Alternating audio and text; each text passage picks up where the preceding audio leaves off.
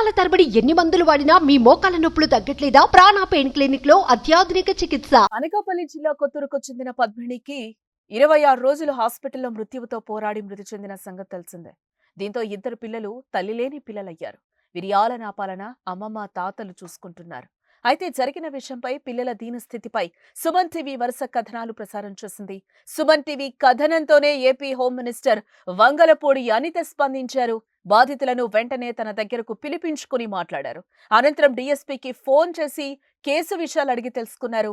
బాధితులకు న్యాయం జరిగే విధంగా చర్యలు తీసుకుంటామని వెల్లడించారు. ఈ కేసు విషయంలో తాను అండగా ఉంటానని బాధితులకు భరోసా ఇచ్చారామె. అయితే పిల్లల విషయంపై కూడా ప్రభుత్వం సానుకూలంగా స్పందించి న్యాయం చేయాలని కుటుంబ సభ్యులు వాపోయారు.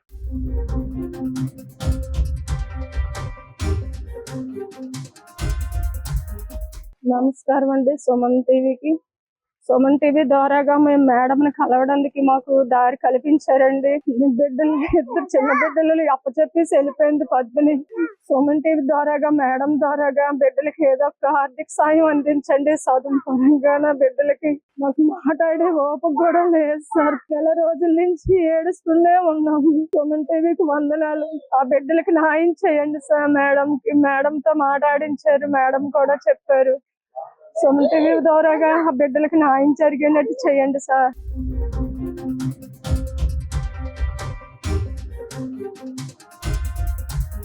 నా పేరు ముల్లప్పరావు అండి. మా దగ్గర ఏఎన్జిఎల్ కాలేజ్ జంక్షన్ కొత్తూరు. నేను గత 4 రోజుల నుంచి అనకాపల్లి ఎమ్మెల్యే గారిని కలవడానికి చాలా ప్రయత్నించానండి.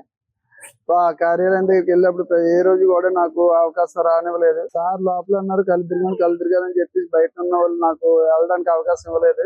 నా పెద్ద కుమార్తెని ఇలాగ గాజువాకి ఇచ్చి పెళ్లి చేసామండి.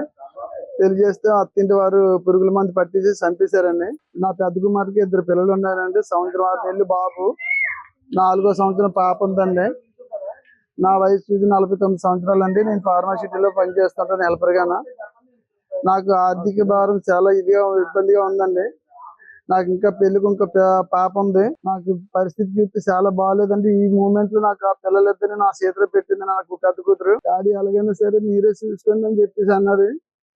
ఆ పిల్లల భవిష్యత్తు ఏంటిది అనేది నాకు అర్థం కాక నేను ఈవేళ సుమన్ టీవీ ద్వారా మేము హోమ్ మినిస్టర్ గారిని కలవడానికి వచ్చామండి. కలెక్టర్ ఆఫీసర్ను ఆమె కలవడం జరిగింది.